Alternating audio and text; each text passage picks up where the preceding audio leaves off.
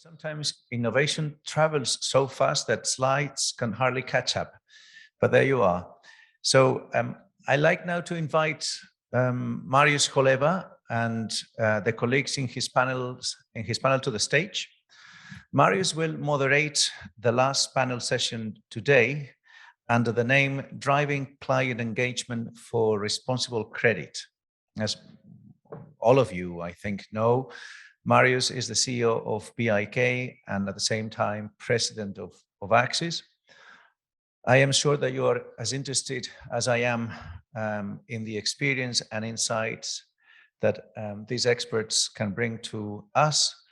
I very much look forward to listening to you, Mariusz, and over to you for the next hour. Thank you very much, Enrique. Welcome everyone to today. I hope all of you had a nice evening yesterday, and today is a really heavy day. We started with the regulations, CCD, AI, and challenges ahead of us, which is important, of course. Then we went through the innovations, global insights, ending with some startups. And now we are coming to the ground. We have our top clients, not only for Poland, but for European players as well. And we will be discussing the challenges, the future of the market, and the expectations from us as our industry. And sometimes I'm thinking whether we are needed at all, because I saw so many solutions that might be done without the credit bureau. But don't worry, we will be fighting. So there is the space for all of us. Let me introduce our speakers for today. Next to me is Matias Sánchez Garcia, Head of Retail Products Europe from Santander. So welcome, Matias. Next to Matias is Alberto Lozano Peteira, Global Head of Consumer Lending from ING. Welcome. We have two speakers online, Silvia Ghielmetti, General Director of CRIF, and Kedzlie, Chief Revenue Officer from Divido. This is the platform or integrator of different credit and payment solutions. But before we will move to the discussion, we will have an introduction which will be made by Malin Holmberg. Malin is now in US.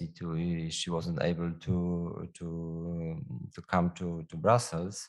And Malin is CEO of EMEA and Asia Pacific from Experian. And Malin recorded the video as an introduction to our panel discussion. So shall we start with the video? Hi everyone, I'm Malin Holmberg, CEO EMEA and Asia Pac at Experian, the world's leading global information services company. Firstly, I would like to thank the organizers for inviting me to speak here at the ACCIS conference. I'm delighted to be here today to launch our panel discussion about driving client engagement for responsible credit. I'll talk a bit about how our industry is innovating and supporting credit decisioning processes and responsible credit at the same time. We'll start first with the business landscape that we're all operating in. And the pandemic has clearly impacted lenders and how they use data for credit decisioning purposes. For consumers, the pandemic has had a significant effect on their finances. Some people were out of work or had their income negatively affected. And at the same time, there were people whose finances improved during the pandemic because they had lower overheads or opportunities to use disposable income on restaurants or holidays or other things of their choice. And this pandemic, the COVID-19 pandemic, was an example of how the world is constantly changing and your customers can be affected by circumstances really outside of their control. The increased inflation that we're seeing now across Europe is also another example of this. And this will affect some customers, of course, more than others. To understand the changing picture, lenders are dependent on data to make the highest quality decisions to extend affordable credit to consumers. Lenders also need to consider the importance of traditional data sources, such as bureau data. Bureau data will always be front and center of decision-making for lenders. It's the gold standard of trusted data, which can be used to calibrate scorecards depending on the lender's appetite for risk and how they wish to construct their portfolio. With the emergence of new lines of credit, such as buy now, pay later, bureaus have also sought to ensure that a complete picture of a consumer's credit performance history is truly maintained through the incorporation of the underlying data.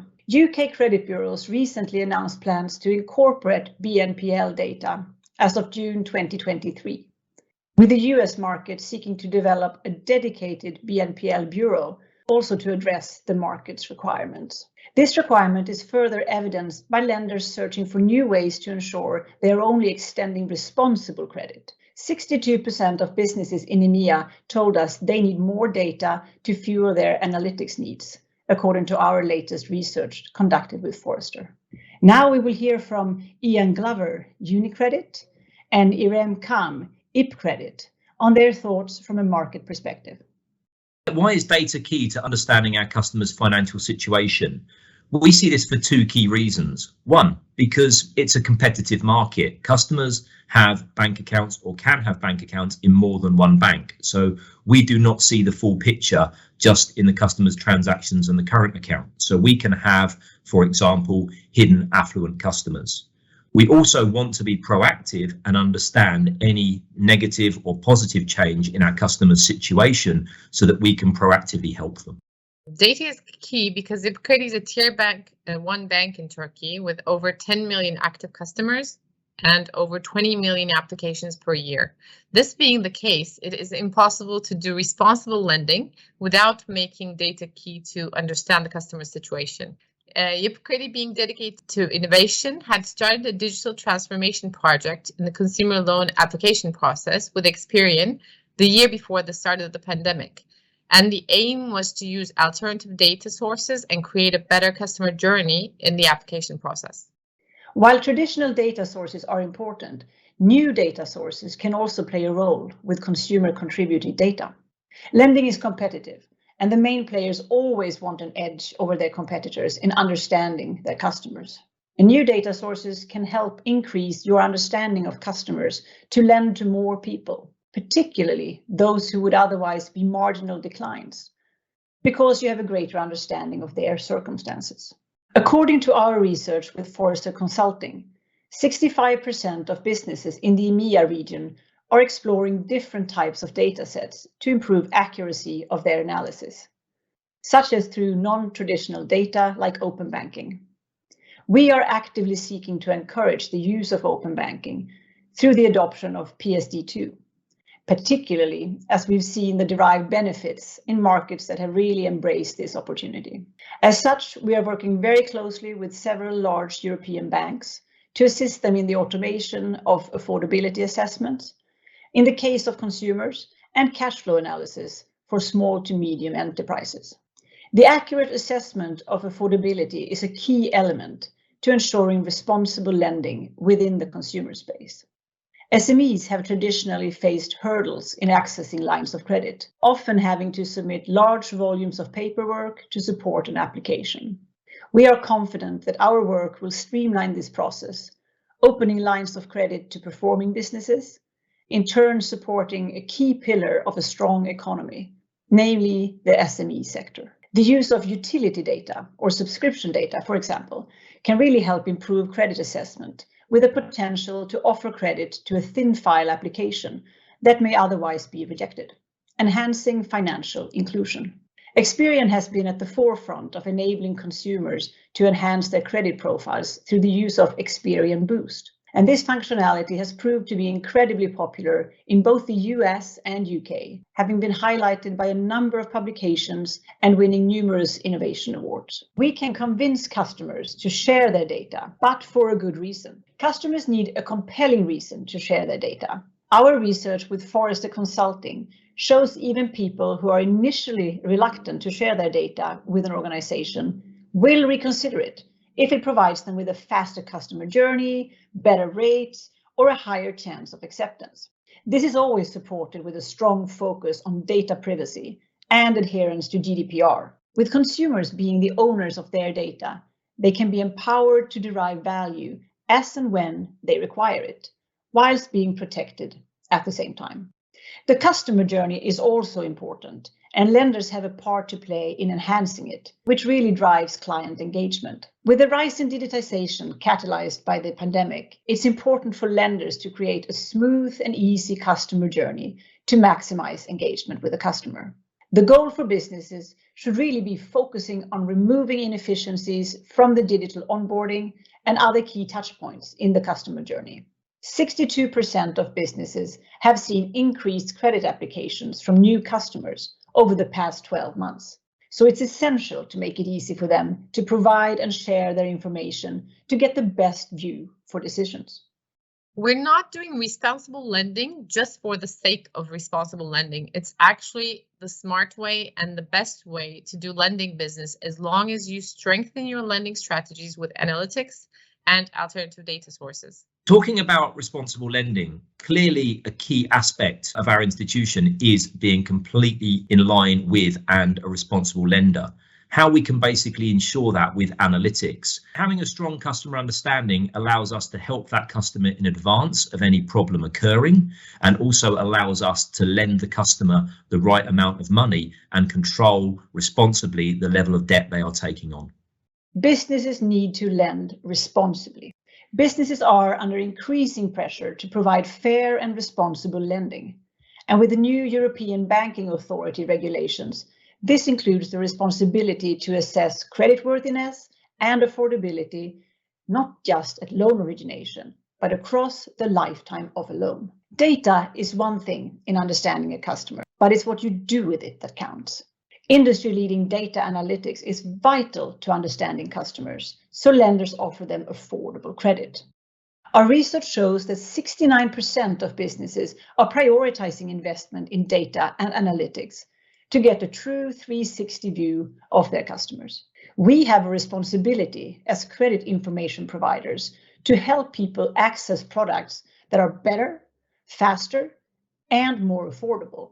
And by providing lenders with more comprehensive credit information, we can help people access the finance they need to buy a home or a car or whatever they need for their family.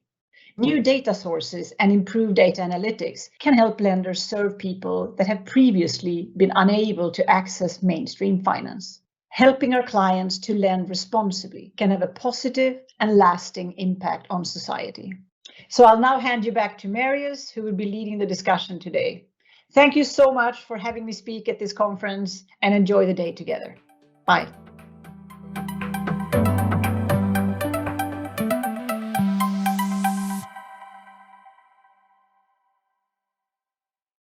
Thank you, Malin. So we can go through the clients. The first question would be for both of you, but let's start with Alberto about the general view about the development of the credit markets and challenges and risk and potential place for the credit bureaus in that area, in the responsible finance. Okay. Thank you. First of all, thanks for inviting me to such an interesting discussion indeed, and it's an honor to represent ING. As you may know, in ING, we are serving 37 million customers, retail customers across 11 countries. 8 of them are in the European Union, and lending solutions are a key part of our current business, not as a full value proposition in those locations, and not only the current business, but also the drive for the growth in those markets. No? In terms of key drivers and key levers for the future, I would highlight 3 main trends that we foresee. The first one is that credits are becoming more and more instant and transparent for the customers. The customers are not buying a loan per se, no? They are buying a car, they are buying a home. So at the end, the lending processes need to be as convenient as possible and as fast as possible, no? In order to not distract them from their main goal.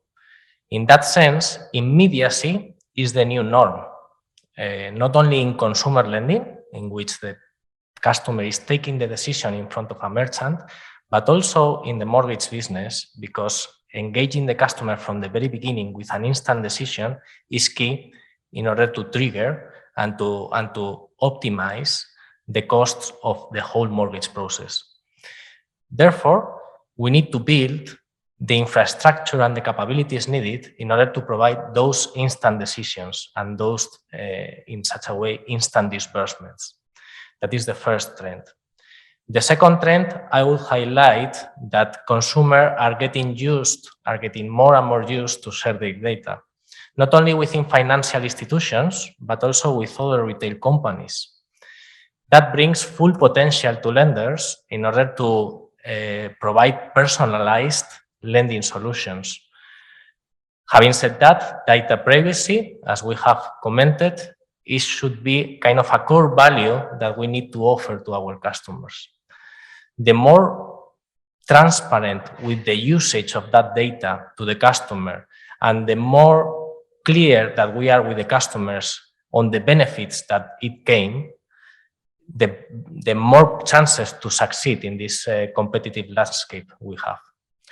And the third main driver that I would like to highlight is that consumers are using more and more financing solutions in order to buy their goods.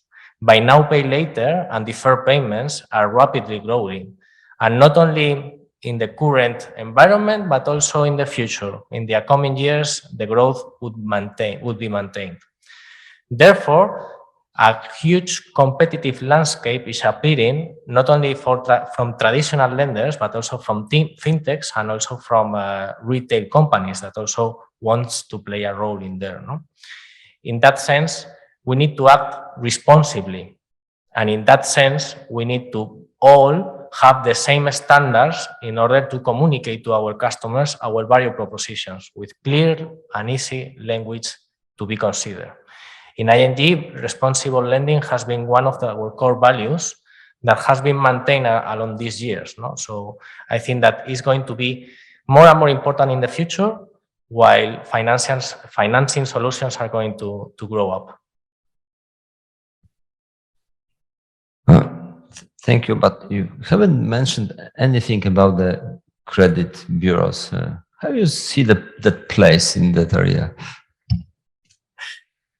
Well, indeed, its credits bureau are a key part of this. Thank you. A key part of this business, no? As Malin said, no, the more information that we have from the customers, the better decisions that we can take, no? And this is kind of a win-win relationship between the lenders and the customers, in which credit bureaus plays an essential role. Nowadays, we are combining that information also with open banking information in order to have a complete view. No? I think that we need to extract as much information as possible from all the sources that we can have available, always with the acceptance from the customer. No? That's the main role that we have here. No? Okay, thank you very much. Matias? You know what? The good thing when you speak the second is you have time to think. The bad thing is maybe the one who talk before you tell everything you want to tell. Yeah. So, well, first of all, thank you for the organization, Mariusz and Vic, for having me here. And I think the video that we just saw is a very comprehensive story that we are facing nowadays. So, in my perspective, the future of responsible lending means, you know, how can we balance in a proper way these things that Alberto just mentioned regarding have as much data as possible, as open as possible, and sharing this data with all the incumbents, and on the other hand, have the tools in the digitalization process to put all the information and the final solution to the customer. you know what, the banks used to manage quite well the information with the current customers we have. We are not so good in the new to bank customer, and that's why we don't know, enough information to deliver those lending.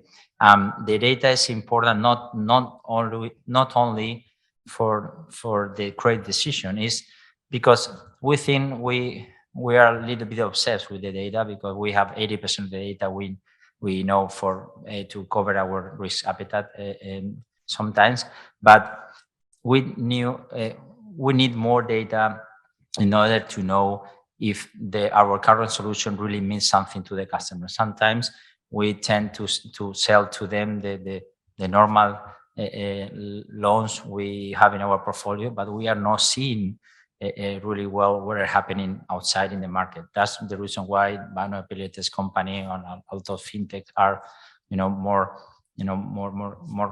speedy, more quickly in the market like us. So in my opinion, to have this balance between digitalization capabilities, open data as much as possible in a fair play. I mean, open our data is okay because the regulator force us to do it, but have another kind of data, behavioral data of our customer and non-customer is mandatory for us, not only for credit risk decision, but to build the products that they already need. So that's my point.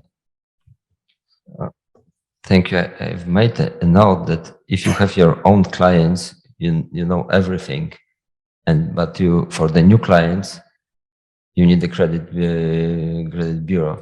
We need the credit bureau for the current ones and the new ones, because we need to check it out everything. Because our risk models and supervision needs to done. Yeah, and know that the people in Poland are really smart. So, I know. Yeah. And the similar questions to Ian. Since you are the platform and you are connecting the lenders and the e-commerce, how you see the market is developing, and how you see the credit bureau place in that? Yeah, hi everyone. Apologies I can't be with you today in person, but thank you for inviting me to the call. Just a quick 30 seconds on Divido for those who don't know. So we are a white label retail finance platform. So we help lenders connect to retailers. We provide amazing front end and merchant integration options for the panel of lenders that sit on our platform. So whilst we don't take the risk, we do provide the origination services for all the banks that sit on our platform. And I think it's a really interesting time in the industry. We've certainly seen a change over the last probably year or so, whereby 12 months ago, you would have seen TV adverts in the UK for certain, where Klarna were talking about smooth payments. And now, those have disappeared, and there's definitely been a change, I think, in certainly the appetite and the interest of retailers and consumers for what we call positive friction. So actually, it's responsible. It's the right thing to do to ask a few questions, to do an affordability check, to check on your credit history, and make sure you can afford any loans you're taking out at the point of sale. So for us, I think I see open banking taking a much bigger role. I think it offers some really exciting possibilities to make with the bureau data much better decisions than they currently do today, that are really focused around affordability. And a lot of the regulation that's happening in the UK right now, which is, I think, probably a few streets ahead of what's happening across Europe, is really focused around moving buy now, pay later into the affordability space that so many other lenders have to think about. So yeah, really interesting time in the industry, credit bureaus play a really important part in that. If we want to offer a really quick, slick journey, It certainly could be improved. I don't think we're there yet in terms of optimum, but certainly we have a good partnership with the different bureaus in the different countries around Europe. Well, thank you. And let's move directly to the open banking data. I would like to ask Silvia, as you represent the Global Credit Bureau, and how you see the role of credit rating agency in the leveraging the open banking data. Thank you. So thanks for the opportunity to contribute to this conversation. So yes, I mean, CRIF has been investing in the last years, as you probably know, in this world of also by getting a license as an access to account service provider in many European countries. And the reason for that is that we feel that in this world where you of course have more and more sources of information about the consumer and the business, and each information is providing an interesting and valuable perspective that was not available before, the role of the credit bureau can evolve by helping actually build more and more a holistic view of the consumer and the business.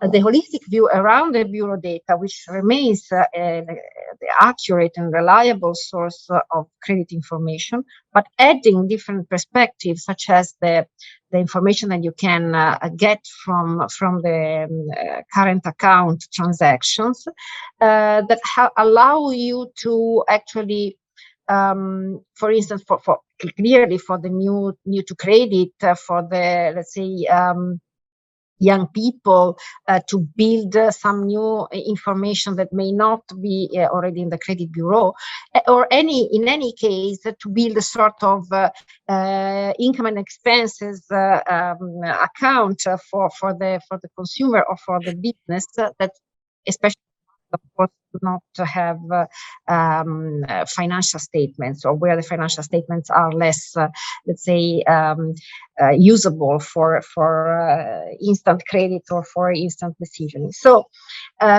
once again, the bureau can have a very important role in allowing the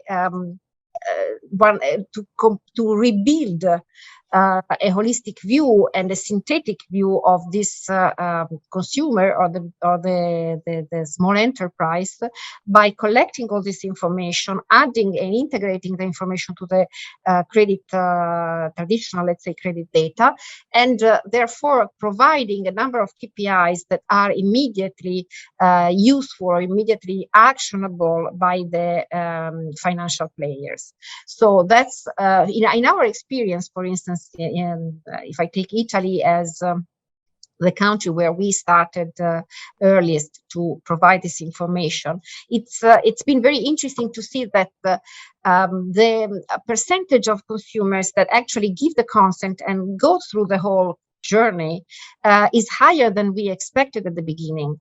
So once you, let's say, you start the journey, nearly half of the people go, let's say, along the whole journey of providing the aggregation of information for a credit risk evaluation, which is not a low percentage. Consider that it's not yet a smooth process, because you have to cope with different standards according to the banks that you are actually accessing. So there is a lot of still, say, various and diversified situations that you have to cope within the process. What makes the difference in our experience in the percentage of consumers that give the consent to, so they start the process, is really how much the financial institution is clear in explaining the reason why they are asking this information. So they are asking to access their account. So the better, I mean, the clearer you are, and actually the better and more easily the consumer will give you the consent and start the process, because they have an immediate benefit back. So providing a process that is as simple as possible, as clear as possible, as transparent as possible, with less click, the least click as possible, is really key to have successful results from the financial player perspective. And the role of the Bureau, in my experience, has been very important to simplify the process of putting this information together and really providing an actionable risk evaluation from all these different sources of information. Thank you, Silvia. I have an additional question, because from my experience with discussing with banks, some, especially the bigger one, they're saying we can do this on our own. What is your experience with the cooperation with banks? They're happy to use your solutions, or rather there are other non-banking financial institutions which are using the platform and the services of the Credit Bureau? Yes, this is a very interesting question. As a matter of fact, I think that freedom is, I mean, you have to guarantee to the financial player the fact that they are not feeling locked in a way in a solution where they have to, to rely on the whole package. So they can choose and select. So they must be free to choose and select the pieces that they feel they need. But at the same time, once you show that there is a lot of knowledge and a lot of work behind building, all these, let's say, KPIs out of the transaction information. Because it's not only, as someone was saying, it's not only risk, it's a lot of information that can qualify the behavior or the attitude of your consumer or the business there. And once you are able to show how much work there is behind that, then it becomes more evident that using, let's say, a brick rather than, the raw elements can accelerate the process, even for big financial institutions, because you can really accelerate the process for them to learn how to use this data and to actually, start using in the risk, credit, and commercial processes. So I think the point is not to lock them, because freedom to be able to select is more and more what we are looking for in any situation and in any industry. And then I think the power of integration will still come out as an important value. Okay, thank you, Silvia. And then I will move to Alberto, asking, do you use any third-party provider for the access to the open banking, or you do it on your own in ING? Well, it depends. As I said, we are placed in several regions, in several countries, in which how the model works can vary depending on certain situations, no? In terms of time to market, implementation costs, also if you have the capabilities in-house.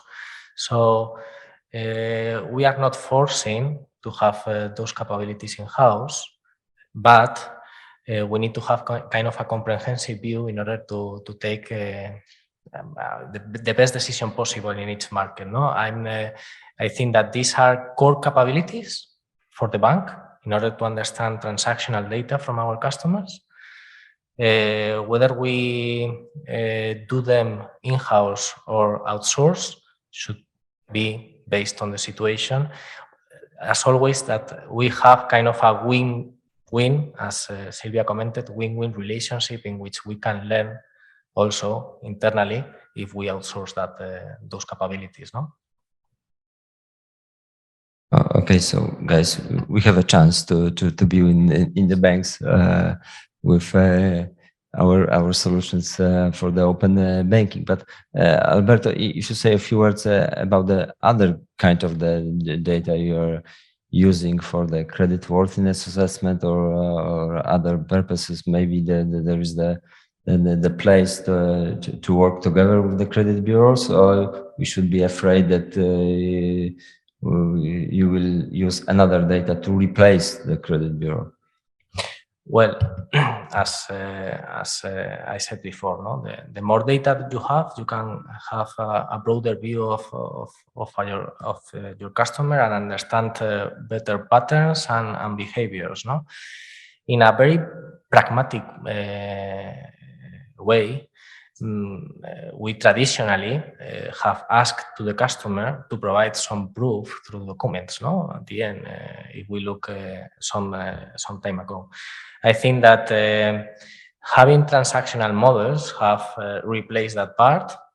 We have combining them with the existing information that we have from the credit bureaus, and these are the two main pillars in which we are focused right now: transactional data and credit bureau data.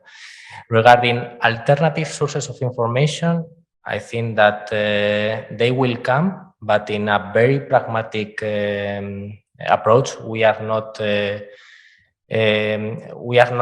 maximizing the value of them right now. I think that it needs some time in order to understand that kind of data in order to have actual implementation. No? I think that we are mainly focused on open banking data in order to push this part of information to combine it with the existing one. And the other part of alternative data is a little bit longer in terms of our roadmap. This is actually aligned with any kind of the researches I've seen about the importance and the predictability power of the data, the credit bureau, transactional data, and any other alternative data. Of course, that might be helpful, but those two categories, they are the most important. Matias would like to add something about open data? Yeah, because it's the same thing. So we have taken into consideration that in order to use data and in a massive way, we need to present it to the regulator and being approved. So we have a lot of experience in transactional and credit bureau information. So our model, risk model, function pretty good and very accurate. So we are done there. But the other non-traditional data that we need for those purposes, risk purpose and commercial purpose, there are nowadays more proof of concept, and when we have enough data to present finally to the regulators in order to finally approve our model. So this is the reason why banks, we're a little bit slow in this run, but actually is the way to go. Yeah. Thank you. We'll move to buy now, pay later section, and we'll start with the question to Ian.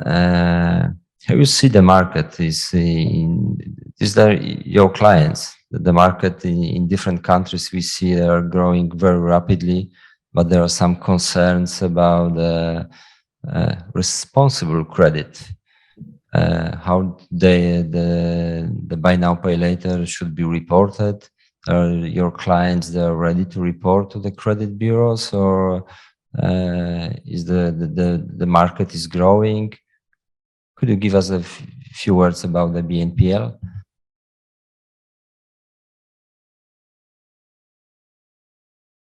You are mute, Ian. Thank you. Sorry. Just to clarify on terminology, because often when we talk about BNPL, we're talking about very short-term, unregulated credit. I think there's a distinction between longer-term borrowing at the point of sale, which is typically referred to as retail finance, and then buy now, pay later, which is the very short term.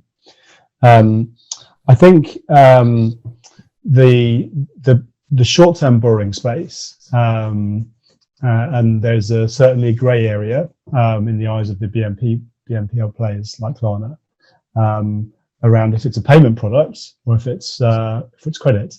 Now in the UK specifically, this will get regulated shortly, and the BNPL players will be under the same obligations as as the big established retail banks, which we think is a positive thing. Divido ourselves only works with regulated lenders. So ING, for example, is one of our clients, Nordea, BBVA, Barclays, HSBC. So we work with big regulated banks, and we help them create a really great front end and a really great UX and a really great customer experience. But with all of the regulatory control, all of the trust that comes behind them being a big bank. So we think that's a great partnership. It's a great partnership model. And we're really excited about that. We're launching across 8 countries with ING. So we will be helping ING provide that great front end. Now, in terms of what it means for the market, I think there'll be an adjustment in the market. What's interesting, I think, is a lot of the BNPL players actually see this space now as a way of acquiring lots of customers and then creating a marketplace. The likes of Klarna want to become an Amazon. And so there's a lot of concern around retailers that the likes of Klarna are going to become the next Wonga. And if you're not familiar with Wonga are a payday lender in the UK that were regulated out of existence. So there's a lot of concern around big retailers around responsible lending. We're seeing that now. We've seen that change over the last 12 months. And so we speak to retailers all the time. We're seeing retailers saying, we want a reputable brand on our merchant checkout. If you can provide us a great experience, then that is excellent. That's really what we want. I think we don't necessarily need to say that responsible credit equals a bad journey. You can have both. You might just need, as a consumer, to answer a few questions, to go through an ID check, and that's the right thing to do. And we passionately believe that at Divido. But there's a way of doing it. So we did some research recently, and we see people asking, lenders asking bizarre questions and not giving a good rationale to the consumer why they want to know, for example, what company the person works at. It may be they're not going to go and tell their employer they're buying a widescreen TV. They may need to know it for identity purposes.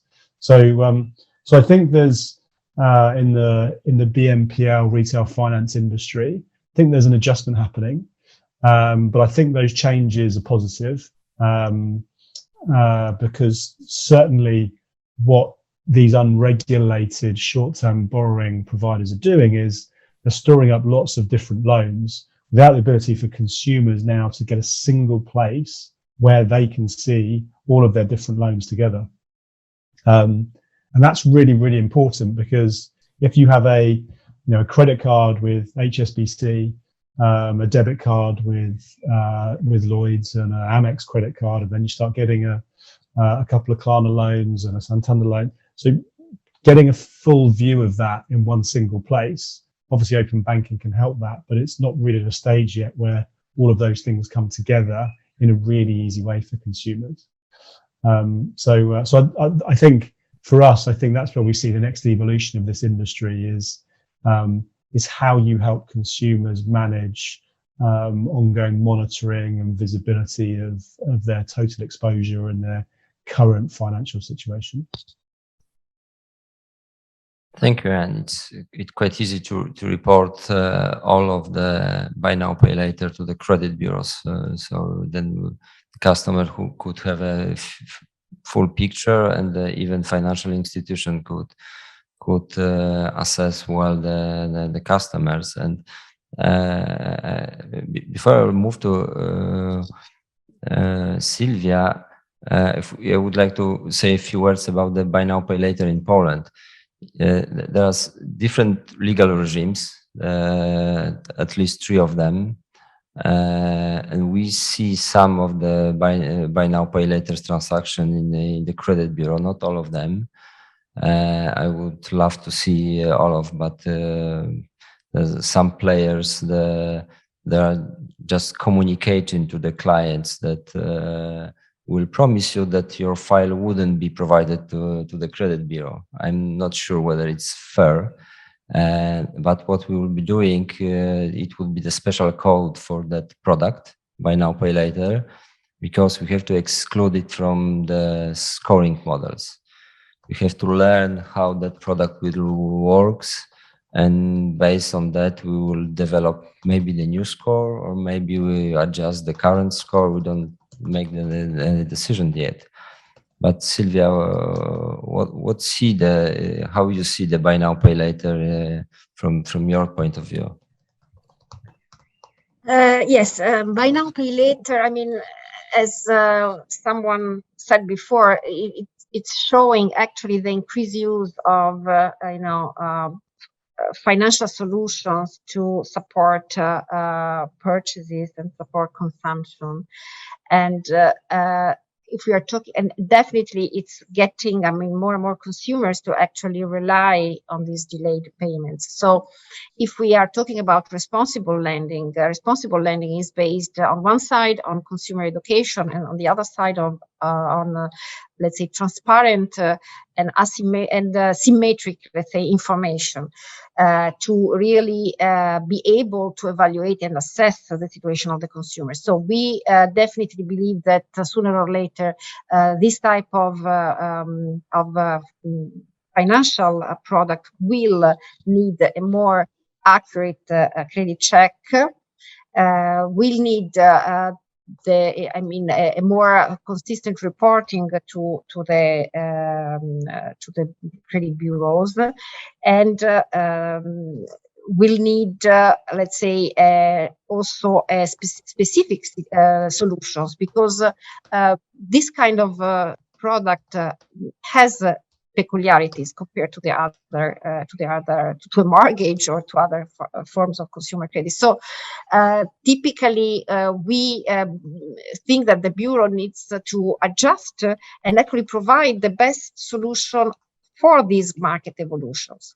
Best solution in terms of type of information provided, type of timeliness of a refresh, updated information, and also let's say consistency in terms of cost to what the industry can pay. So we are working at a dedicated bureau because of these peculiarities that I'm mentioning. Thank you, Silvia. And now we are moving to the new competitors from our clients, especially for banks, and especially the big techs. The Apple announced recently, as it was said the previous panels, that the buy now, pay later solutions, and the all big techs, they have all information about the clients. They have the Google Pay solutions. So when they have the information, what I am clicking, what I am buying, what kind of goods I am buying, and how I'm paying, so they have the huge advantage. And how you see that is this the big competitors in the future for you as the banks, or maybe you can leverage from them something, or partnership. Yeah, I think all of those. So the first idea is these new competitors are good for the market. I mean, even are good for the banks, because these new competitors actually. The big transformation that all the retail and legacy banks we are facing right now are because of the new entrants hitting the market and try to capture this last mile with the customers. So that's new competitors are a booster for our own transformation, which is good. A competitive area is good for bank as well in order to survive. We in Santander, we were here for 165 years, and we have plans to stay another 165 years. In order to have another 165 years, we need to be aware that we need to compete. Okay, we need to compete with the rules we have in every single moment and with every single competitor that came into the party, right? But which is important is, as well as we are in the same play field, we need to have the same rules, because it's not good for the customers that in the same, arena there are different incumbents offering the same things with different rules. This is not good for anyone in the long term. In the short terms, okay, there are these asymmetries happening, but in the long term, I think this is something that we need to address. And the third idea is we have a lot of respect about this new entrant, not only the big techs, even the fintechs, they are doing an amazing job. We have no fear, because we try to anchor our value proposition in our main asset. And I think the one asset we have, the traditional bank have, is the trust that we have built with the customer since decades. So as long as we are able to maintain this trust, I think we can have this, this relationship with the customer, because at the end of the day, the customer knows that they can go one branch around the corner and say, hi, I'm your customer, I have a problem, and we will respond. So the answer is, okay, we are collaborating with them. We have a lot of respect with them, but we are trying to learn from them as well in order to survive in this competitive environment. Thank you. Alberto, would you like to add something? I'm 100% aligned with Matias in terms of, I think that this is beneficial for the customer, no, in order to have more competitors on the table, because it stretches our capabilities, no. But we need to ensure that the rules and the play field is the same for everyone. You have talked about this situation in Poland regarding buy now, pay later. That's, for example, an example of we are not in that same level of play field, no? So we need to be sure that the regulation, the rules are equally for everyone, apart from being traditional lenders or fintechs or retail companies, no? Okay, thank you very much. Yeah, I fully agree. And sometimes when we have the credit bureaus in different markets and some startups that are delivering the similar value like the credit bureau, but without any regulation. So you have to have all the same rules if you have to compete. Otherwise, it's very difficult. That's right. Is there any question? I think so. I was just going to jump in on the Apple question. Yeah. I think the interesting thing is, if you look at Apple penetration across Europe, it's around about 20% of consumers. They're also currently targeting very low value buy now, pay later, up to sort of 6 weeks transactions. So a lot of transactions they're not covering. I mean, I know I've seen from banks how difficult it is to launch and manage credit operations across. There's no bank that does it globally, truly, because it's really, really difficult. So I think there's, despite how good Apple are at executing, and there's a few markets they've gone into that haven't done really well, but you look at the penetration of Apple Pay, it's still relatively low when you look at the share of payments. So whilst it's definitely one to continue to watch, I don't think it's game over for the rest of the industry at the moment. Okay, thank you. Are there any questions from the audience? Yes, please.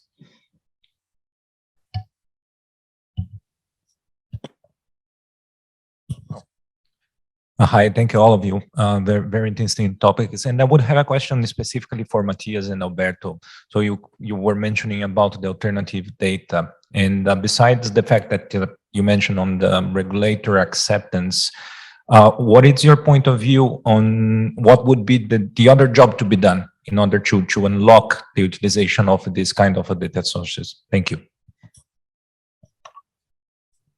Yes, I think it's exactly what we are doing. Is try to define as accurate as possible the proof of concept or the problem we want to solve.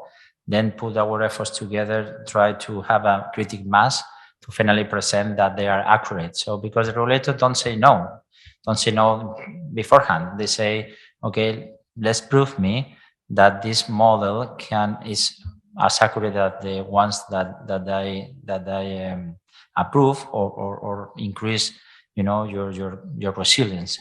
So I think in my view, or the things we are doing now in Santander, we have some bets in 2 or 3 or 4 main things, especially in the things where we are not so good. In new to bank, for example, how can we, select new customer, or even the customer that they have no transactionality with us? How can we assess those kind of customers? And then when we have enough data, we can go to the regulators and we will approve. So this is how it works.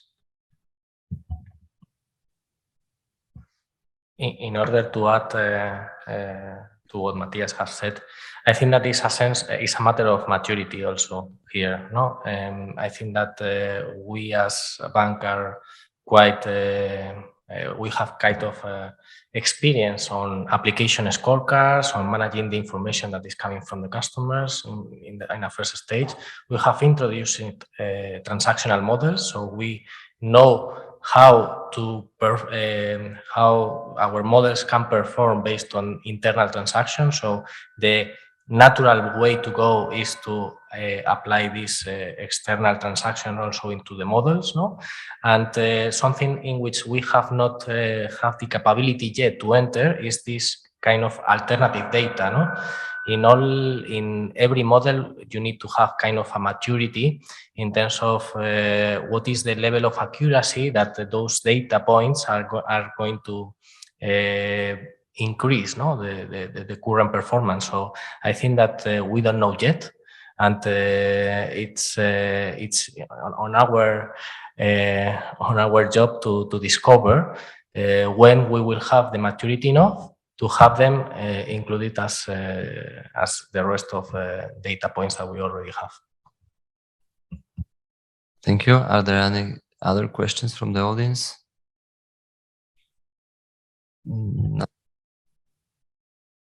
So before we will end, the final questions to Alberto and Matias, because among the credit bureaus, sometimes we are discussing about the cross-border data exchange, whether there is the demand for this or maybe there is no demand. From you are managing the region or the global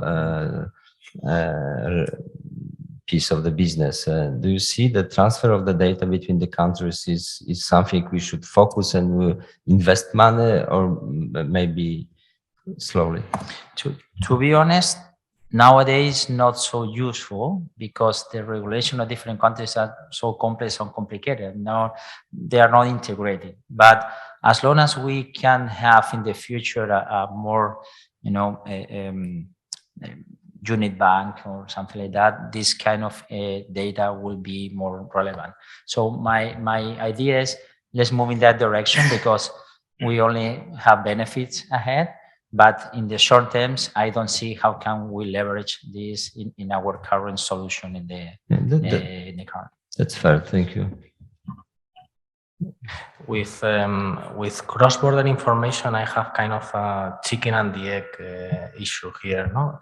Because it's true that is no such demand so far, but I don't know if it's because we are not pushing that part enough, no? I think that the opportunity is huge in terms of scaling businesses, no? Businesses. Having kind of an ideal world in which with a single operation model you can't attack several locations is in terms of business opportunity is huge, no? It's true that the demand is not yet, but I think that we need to give the steps forward towards that point, no? And maybe no, it's not thinking on that part as the final stage, but giving further steps towards it in terms of harmonizing all the information that we have in the different credit bureaus across the countries. Because the point now is that if you look at different countries, it's an heterogeneous information that we receive from credit bureaus. We need to first make some standards in order to upgrade those countries in which we are lack of information, no? Because at the end, this information should be there, no?